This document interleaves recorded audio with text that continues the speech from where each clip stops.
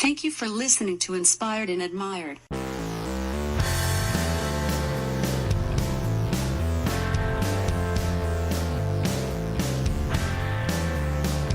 And welcome to the JFK episode. I am your host, as always, Matt Truman, and today we are going to have fun.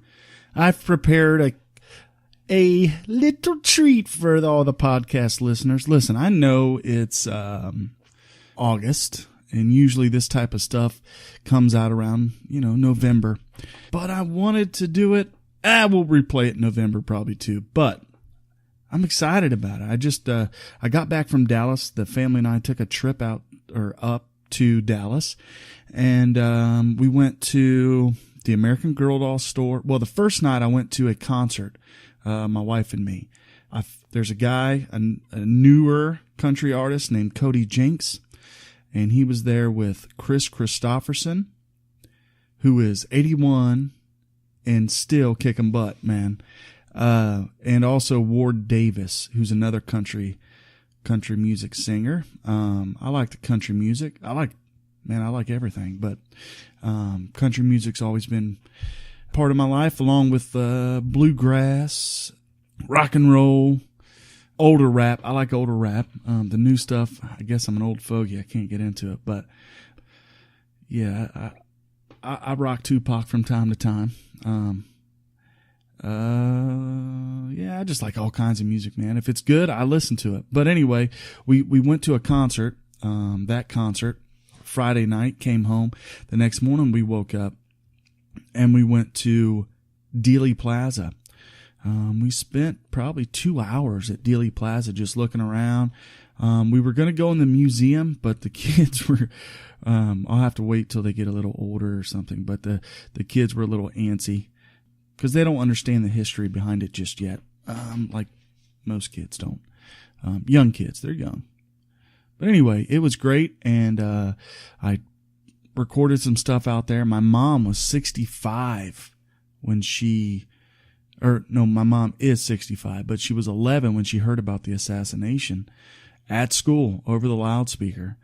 And I got her take on it. I think you heard that. If you listen to the last episode, not last one, but the one before that, episode 11, I think we played a little clip for that. But we're back here, back at the start of this one. This episode will probably be broken down into two parts, part 1 and part 2. So I'll probably release the second part this Sunday. I wanted to get this one out. This one will be a good substantial episode, but I wanted to break up the facts and the conspiracies and not lump them all in together. So this will be the what we know as to be fact episode, and then the second part this Sunday will be the conspiracy portion of it. So, without further ado, I also want to say at the beginning here, follow us on Facebook, follow us on Twitter. Facebook, we're at Inspired and Admired Podcast. Twitter, I'm under the handle at True Podcast, and I'm also on Instagram at Doc_True_Man. So Doc Truman on Instagram. Yeah, there's that. So without further ado, here is the JFK episode part 1.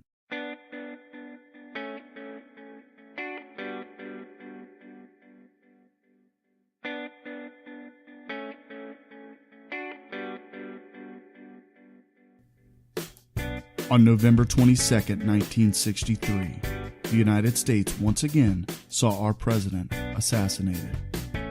Though many have debated the circumstances that surround this incident, no one can deny that the country and the world was changed at 12:30 p.m. Central Standard Time in Dallas, Texas. There has been an attempt, as perhaps you know now, on the life of President Kennedy. He was wounded in an automobile driving from Dallas Airport into downtown Dallas, along with Governor Connolly of Texas. They've been taken to Parkland Hospital there, where their condition is as yet unknown. We have not been told their condition. At Dallas, in the downtown hotel room, a group had been gathered to hear President Kennedy when he was waiting his arrival. Let's switch down there now, where Eddie Barker of KRLD is on the air.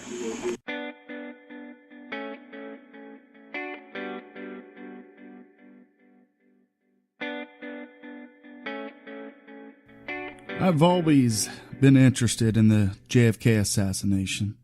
I've read many books on the subject, I've watched many documentaries, and I've searched the web for all sorts of information regarding this tragic event. The questions that often poke its weary head is, was the assassination pulled off by a lone gunman in the Texas Book Depository building at the corner of Houston and Elm Streets, or was this a much bigger conspiracy? Meet in an hour of change and challenge, in a decade of hope and fear, in an age of both knowledge and ignorance. The greater our knowledge increases, the greater our ignorance unfolds. No man can fully grasp how far and how fast we have come. But condense, if you will, the 50,000 years of man's recorded history in a time span of but a half a century. Stated in these terms, we know very little about the first 40 years, except at the end of them, advanced man had learned to use the skins of animals to cover them. Who was JFK? John Fitzgerald Kennedy was born on May 29th, 1917 in Brookline, Massachusetts. He was born to a very affluent family. His parents were Joseph Patrick Kennedy and Rose Fitzgerald Kennedy. Joseph would go by the name PJ throughout Boston, Massachusetts, where he was well known. He was a graduate at Harvard University, and after moving to Riverdale, New York, he would become a multi-millionaire as an investor and a financier. Rose would stay home and raise the couple's 9 children. 4 boys and 5 girls. She was considered by many to be the model parent. Miss Kennedy would keep extensive note cards on all her children in a small file box. This attention to detail, along with Mr. Kennedy's contacts, would eventually lead John F. Kennedy to a life of wealth and political success. John F. Kennedy went by the name Jack. Jack entered Harvard in the year 1936. Like his eldest brother Joseph Jr., Jack played football. On the field, Jack injured his back, where he would suffer with pain the rest of his life. While attending Harvard with his brother, his mother Rose was appointed ambassador to England. And on September 1st, 1939, Germany invaded Poland, and World War II began. After both Joseph Jr. and Jack graduated Harvard, they joined the Navy. Jack was a lieutenant and was assigned as a commander to a torpedo patrol boat, the PT-109. The mission was for him and crew to keep Japanese soldiers from delivering supplies. On August 2nd, 1943, the PT-109 was rammed by a Japanese destroyer and was split in half. 2 sailors perished on that fateful night. After the collision with the Japanese ship, JFK dragged a sailor, Patrick McMahon, to shore by the strap of his life vest, using only his teeth. 7 days later, with the help of native islanders, the crew from the PT-109 were rescued. 1 year later, his brother Joseph Jr. was killed as his plane exploded during a mission over Europe. As it stands now, really over. The only thing we're waiting for is Senator Kennedy.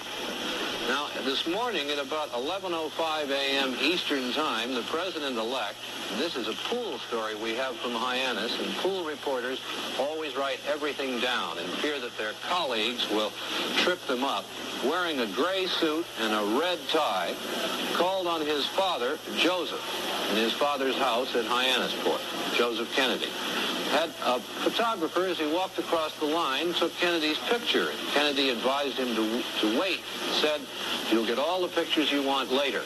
It is that later that concerns us now. We're just simply not sure when the Secret Service will arrange, as it must, Senator Kennedy's appearance in the Armory at Hyannis.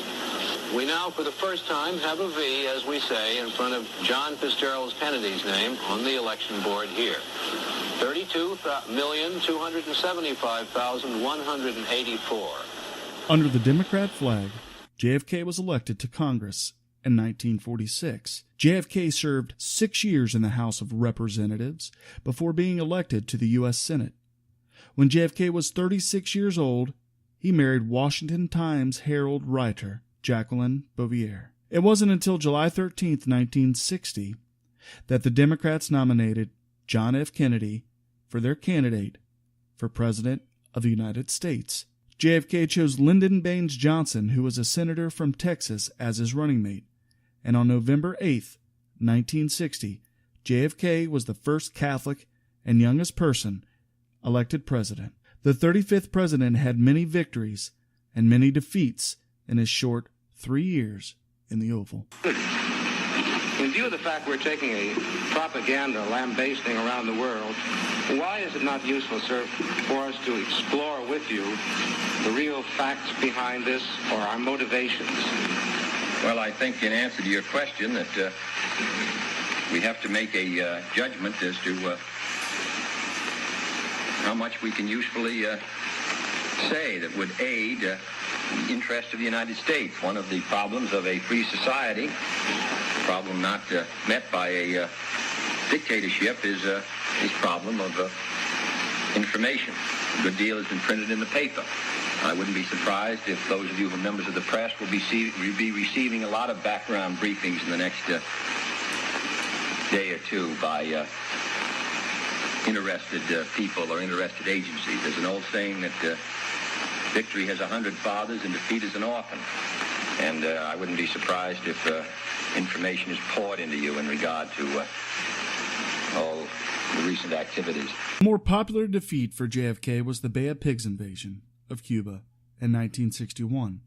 Though the overthrow of Fidel Castro was planned by President Dwight D. Eisenhower, it was JFK who would give the CIA and ultimately the Democratic Revolutionary Front's paramilitary group, Brigade 2506, the go-ahead. On April 17, 1961, the invasion began. From Guatemala and Nicaragua, the CIA-trained DRF stormed Cuba by force. The plan Eisenhower initially came up with included utilizing Navy and Air Forces to back the invaders. After the world was aware of American involvement, Kennedy backed away from further assistance. It took Castro and the Cuban Revolutionary Armed Forces 3 days to defeat the American-backed revolutionaries, and this was a major blow to the Kennedy administration. Good evening, my fellow citizens. This government, as promised, has maintained the closest surveillance of the Soviet military buildup on the island of Cuba. Within the past week, unmistakable evidence has established the fact that a series of offensive missile sites is now in preparation on that imprisoned island. The purpose of these bases can be none other than to provide a nuclear strike capability against the Western Hemisphere.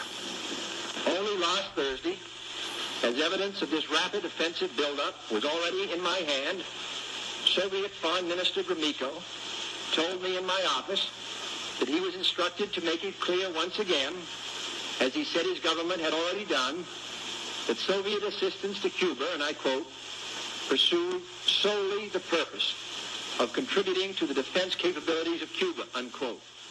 That, and I quote him, the defeat of the DRF would further separate and cause division between the U.S. and Cuba, and would drive Castro into the arms of the Soviet Union. In 1962, the world would sit through a 13-day standoff known as the Cuban Missile Crisis. During the latter part of October 1962, Kennedy would face his greatest problem as president. Castro's newest ally was also the Cold War enemy of the United States. Led by Nikita Khrushchev, the Soviet Union would agree to place nuclear missiles on Cuba to deter a future invasion of the island. During this time, the United States had already deployed PGM-19 medium-range ballistic missiles to Italy and Turkey in defense from the Soviet Union. What is hailed as a victory for the Kennedy administration was the